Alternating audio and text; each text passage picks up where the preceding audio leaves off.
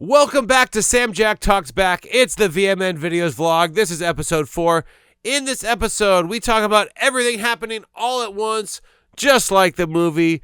We talk about not undervaluing your work as an entrepreneur, self-employed person, but also not overpricing yourself out of a job. And finally, seller finance, how to keep the big banks out of real estate, out of home buying, so we can keep it in the community and you're not paying half your mortgage to the interest. That's right. Are you ready for it to be finally financially independent? I am too. Join me on my journey. Let's talk about it. Here we go.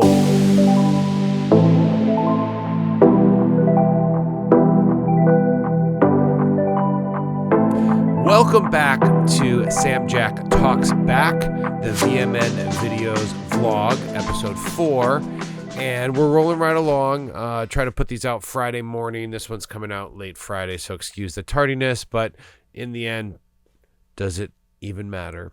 To quote that song, I believe that's not Limp Bizkit, but Slipknot maybe. Who knows? Anyways, kind of the new rock that I'm not as much into, more into the grunge and the hard rock, heavy metal stuff. That came out earlier, punk and all that stuff. Anyways, yeah, so this vlog is all about, my personal growth, professional growth, and, maybe tips and tricks I can give you, and then maybe business endeavors and entrepreneurship and that kind of thing, and just to bounce ideas off and share my journey with you. So thank you so much for watching. So I'm going to start off this vlog with, sometimes everything happens when it rains, it pours. Everything happens all at once. And sometimes you can equate that to struggle or, having bad luck, or use it as a sign of growth when, you have growing pains, things like that. So, my wife and I are leveling up in a lot of ways, but we're dealing with a lot. There are some personal things that I don't want to go too much into. But, my parents, her parents have passed, unfortunately, but my parents are in their early 80s, and they're approaching that next stage in life where, you have to help them out a little more financially, or you got to think about moving them into a retirement home and what that looks like. So without getting into too much details yet, I might get into more details as things progress. But yeah, it's crazy when all that, and just having the headspace to manage all that, let alone, show up as much as I can here on the channel and stay consistent with the vlog and my content. Have a little update at the end about the content too, so make sure to stick around for that. But yeah, so it's kind of like that movie, Everything All at Once, that came out a few years ago. And that was a very surrealistic take on it, but it does happen a lot, and it's happening to our family right now. So all I can say is, from our perspective, you just got to keep your head down, so to speak, and just kind of plow forward, while also being intentional about your moves. You don't want to make any rash decisions, of course, but definitely make sure you get some time to yourself and to you and your spouse, or your family in general, and just time to breathe, time to relax, but also doing the things necessary. Don't wait to the last minute. Get family support, things like that. There's a lot of resources out there, so don't have too much answers in that regard, but just that's something that's going on in my life. And it can be stressful, but the only way to get through it is ahead. So, just taking financial steps that you need to, and taking risks. And also know from personal experience, sometimes the best financial decision isn't the best decision for your family, or sometimes the best decision isn't the best financial decision. I guess I should phrase it that way. But yeah, sometimes things don't make sense on paper, but they make sense in order to keep a family legacy, or, develop a trust for things. I mean, that definitely makes financial sense. But as far as keeping traditions going and keeping the family, together and alive and healthy, because as parents of parents, so to speak. As your parents get into their 80s and 90s, you have to start caring for them, and things happen where you become power of attorney over their finance or their healthcare system, and that kind of thing. So, if you have any experience in that, or you just want to share your journey, or say, hey, I've been there, I get it, leave a comment below and tell me what you think. I'd love to get a discussion going on that. And again, how do I schedule consistency, or how do I stay consistent with these things to be successful and to continue to give you good content and insight into what's going on in my life while all this is going around. Again, I don't have an answer, just kind of posing that, and other than just staying steadfast and focused is the best cause. But also being able to take yourself out to eat every now and again, or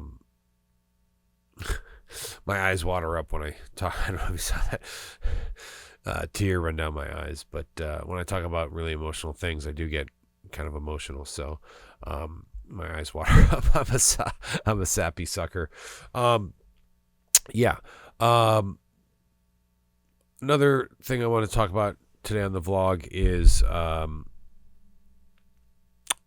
just being a freelancer, entrepreneur, and someone who makes their own money, whether you're a skilled tradesman like a plumber or electrician or a carpenter, HVAC, or an artist, a crafts person, welder, or you do art, or you get commissioned, or you're a marketer that works for themselves, or a myriad of things, a CPA. And anytime you're working for yourself and your own entrepreneur, how do you find that happy medium of not undervaluing your services versus overpricing yourself out of a job? So I know we've all been there where we say, oh, this is X number of hours, and I can really sink my teeth into this and charge a good either retainer, or a kind of weeks long work, or a month campaign, or a recurring monthly thing. And then they come back and say, well, that's not in your budget. And then you end up whittling it down to the lowest common denominator. And in the end, neither of you really get what you want. They might kind of feel like they got a deal, but a lot of times you're whittling down your services, or you're, giving away services for free. So again, for other entrepreneurs and freelancers, how do you manage that? I'd love to get a discussion going on that. So leave a comment below. And for myself, I think it's a mixture of things, but a lot of it comes down to what type of client you have. And I know a lot of other entrepreneurs and business people will say this, is that knowing your client, you don't have to have a one size fits all pricing for each client. Like, for instance, if you have a nonprofit client that has a smaller budget, you can do simpler things, but they're not actually also asking to have 4K high definition web streaming, or live stream or whatever, right? Versus maybe a higher end client or a corporate company that's looking to do more advertising or branded content or whatnot, and they are looking for that higher end content, better quality, image quality, and all that stuff, so you can charge more. So that's part of it. So it's not just black and white. There's a little bit of gray area, or there's like a sliding scale, as you would say. So that would be my answer, but there's no right answer. I know there's a lot of ways to do it. I know one of my colleagues, Tone Oliver, shout out Tone Oliver, he has made kind of a, he's made a deal with, an arts collective, and he basically is on retainer at a monthly service. And he I think, I don't know the exact details, but sometimes in those situations you can say, hey, this is the equipment I'm going to have every month to do a podcast, for instance. I think that's what he does, highlighting the artists in that collective. Well, I'm going to have my setup here, and that's the kind of exchange, is I have a little office, I have a little studio space, whatnot. So that can be a good way to work it out. And yeah, just again, some thoughts. I want this vlog to not only be personal growth and share things that are going on with my family and the way we want to kind of live, and things we're doing financially to sort of create that generational wealth, which I know a lot of you out there, are interested in, or just get your finances together. If you're into ChooseFi, which is like, what is it? Retire early. that kind of whole movement of like working really hard and then just, creating enough savings and wealth that you can kind of retire early and live very meagerly or frugally. There's a myriad of things you could talk about in that regard, but for the purpose of this vlog, just sharing, ideas that my wife and I have is our growth and how we can be financially independent and not rely on big companies or big corporations and really start making money on our own. And that kind of leads me to my last point of the vlog, is seller financed. We're buying some property for my dad and my sister-in-law, my wife's sister, bought property seller financed. And I follow I'm going to put the link above here, or here, there, up there. This is the good over-the-shoulder stuff up here on IG. I want to say they or she is, her name is Mel. She teaches in independent wealth, and she talks a lot about how to sort of beat the mortgage system, because if you get into a 20, 30-year fixed rate mortgage, it's great, it's fixed rate, it's not as high as a interest rate of a credit card or whatnot, or a personal loan or a car loan, but you're fixed for 30 years and half of your monthly payments or more go to the interest. So she talks about ways to kind of reduce that. And also with seller financed is you're not involving the big banks, you're not buying property from or you're not selling to big corporations. I know that happens a lot, and it's hard because a lot of times those companies will come in and offer you all cash because they can buy swaths of land with their investment.